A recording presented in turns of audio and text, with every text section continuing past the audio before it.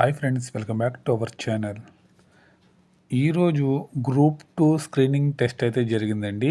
ఆంధ్రప్రదేశ్లో ఉన్నటువంటి అన్ని జిల్లాలలో కూడా ఈ యొక్క ఎగ్జామ్ అయితే కండక్ట్ చేయడం అయితే జరిగింది.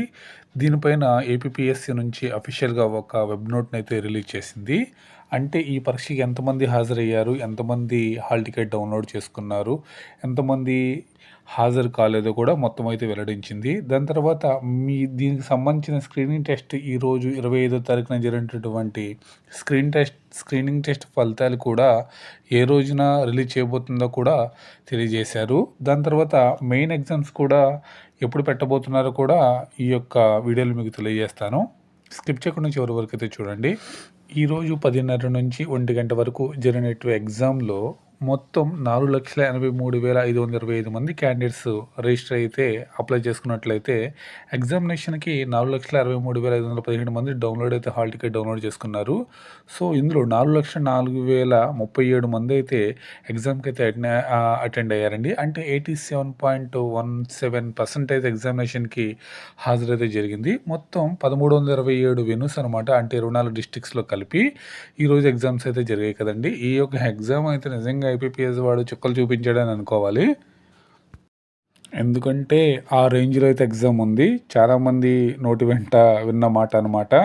ఎగ్జామ్ అయితే చాలా టఫ్గా ఇచ్చారని చెప్పి. కట్ ఆఫ్ అనేది చాలా తక్కువగా ఉండే అవకాశం అయితే ఉంది.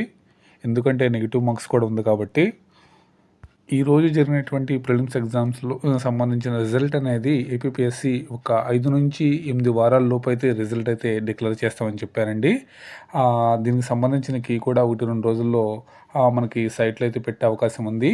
దాని తర్వాత main examination will be held during the మనకి June to July 2024 June to జూలైలోనే వెంటనే ఎగ్జామ్ అయితే మెయిన్ ఎగ్జామ్ పెట్టడానికి ఏపీపీఎస్సీ అయితే సన్నాహాలు అయితే చేసిందని చెప్పొచ్చు. ఎందుకంటే మంత్ అనేది రిలీజ్ చేసేసారు, జూన్ టు జూలై అని చెప్పి.